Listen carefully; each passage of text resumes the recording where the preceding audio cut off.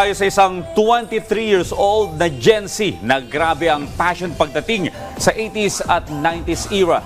Ang TikTok account niya puno ng mga throwback content. Mula sa mga dance craze, classic hits, hanggang sa throwback hits, talagang kuha niya ang puso ng titas, titos, at pati na rin ng mga new generation. Ang kanyang content ay parang time machine. Kaya sabay-sabay natin balikan ang golden era ng 80s at 90s. Let's vibe to the retro beats that defined a generation. Panoorin natin ito.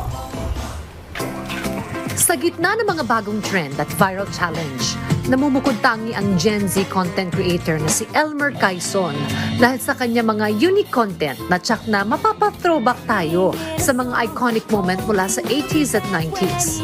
Mula sa mga dance craze hanggang sa mga sikat na TV show at music hits, siguradong mapapaindak ulit ang mga titos and titas natin. Sa kanya mga pormahan talaga namang achieve ang nostalgia at retro vibes, pati ang kanya mga dekada 90 inspired background, kuhang-kuha. Mayroon na siyang mahigit 260,000 TikTok followers at patuloy itong nadadagdagan. Isa sa kanyang viral video ang mayroon na ngayong more than 10 million views tungkol sa pagpapakyut ng 90s morenong binatang Pilipino. Talaga namang kaisarap balikan ang nakaraan at ipakita ito sa bagong henerasyon. Kaya tara't kilalanin na ang Gen Z content creator who will bring us back to 80s and 90s era. Makakasama natin live via Zoom ang content creator na si Elmer Quaizon. Good morning and welcome sa Rise and Shine Pilipinas, Elmer. Good morning po.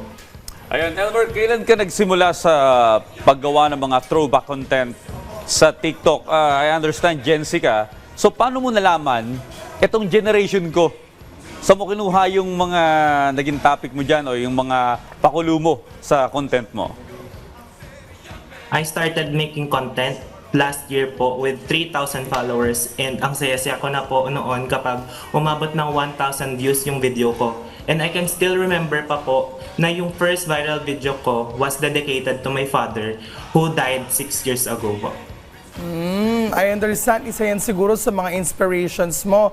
Pero more than that, ano pa yung mga iba mo ba mga naging inspirasyon para gumawa ng videos tungkol sa 90s at early 2000s? Elmer? Bukod sa nakahiligan ko na po talagang manood ng mga lumang palabas sa telebisyon gaya ng mga palabas nila Rico Yan at Claudine Barreto, Ay, wow. Marvin Agustin at Julina Magdangal, Sharon Cuneta and Robin Padilla, ang nagbigay sa akin ng impluwensya at naging inspirasyon ko ay ang aking mga magulang. Dahil bata pa lamang po ako, ang tugtugan sa bahay maghapon ay ang kanta ng Air Supply, ABBA, The Bee Gees, Carpenters, Modern Talking, Bestie and Company, mga Eraserheads, yun po, international and local music artist po, yung pinapatugtog niya. Okay, ano tong paborito mong dance? Ano yung mga paborito mong dance craze o music hit mula sa 90s o early 2000s na ginamit mo sa inyong content? Yung The Benja Boys song, Shalalalala po. Ito po yung pinaka-first dance choreography ko po na nag-viral po, and as of now, umabot na po siya ng 6.4 million views po. And kapag nag-scroll po ako sa TikTok, marami pa rin pong gumagawa ng dance choreo ko po. Eh, ano naman nararamdaman mo kapag nakikita mong maraming tao ang sumusuporta, nanonood, nilalike, nishashare ang iyong mga content?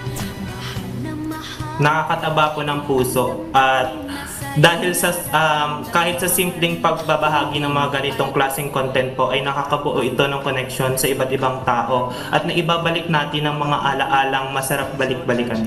Talaga, totoo ba na yung katulad mong Gen Z na-appreciate, karamihan na ba ng Gen Z na-appreciate yung way of living namin, yung form of entertainment namin nung time nung 90s at 80s?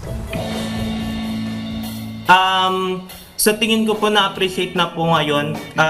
Lately po kasi yung mga nag-viral po sa TikTok is yun na po, mga nostalgic content na rin po. Sa tingin ko dahil po na-appreciate nila yon, gusto nilang bumalik sa nakaraan or maranasan man lang kahit sa kasalukuyang panahon yung hindi nila naranasan noon.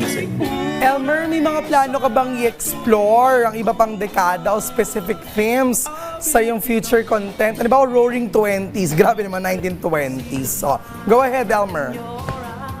Sa katunayan po, nais ko pong mabigyang pansin pa ang mga panahong 50s to 70s po and i-explore po yung fashion style nila dahil mahilig rin po ako sa ukay. Then, ayun po, parang nahiligan ko na rin pong mag-fashion or manamit po ng mga iba't ibang style po. Sinasabi nga nila, Profi, no, parang ang fashion parang cycle lang din, pati yung music nababago lang ng content pero bumabalik-balik pa rin. Bring back the 80s. Ganon, no? Pero para sa iyo, Elmer, bakit mahalaga na balikan at ma-appreciate ng kasalukuyang generation yung mga alaala ng mga nakaraang dekada? The past shapes who we are now. Isa itong pamamaraan upang maibahagi sa mga kabataan ang hindi nila naabutan at naranasan at magkaroon ng koneksyon ang nakaraan sa kasalukuyan. Okay, Elmer, ano yung mga tips na maibibigay mo sa mga aspiring content creators? Be yourself, magpakatotoo ka lang sa sarili mo at syempre, simulan mo ng may tapang at lakas ng loob. Dapat maging matibay ka dahil sa mga ganitong platform, hindi maiiwasan ang mga negatibong masasabi at komento ng iba. Pero tandaan mo, mas maraming maniniwala sa kakayahan mo at ang mga naniniwalang yon, sila ang gawin mong inspirasyon. O sige, Elmer, invite everyone to follow you on your social media accounts. Inaanyayahan ko po kayong lahat na kung nais nyo ng mga ganitong content, maaari nyo po akong i-follow on my different social media account. Sa Facebook, Elmer Quaison, sa Instagram, Elmer Quaison, and sa TikTok, Elmer Quaison din po. Alright, maraming salamat at good luck sa iyo, Elmer. Thank you po.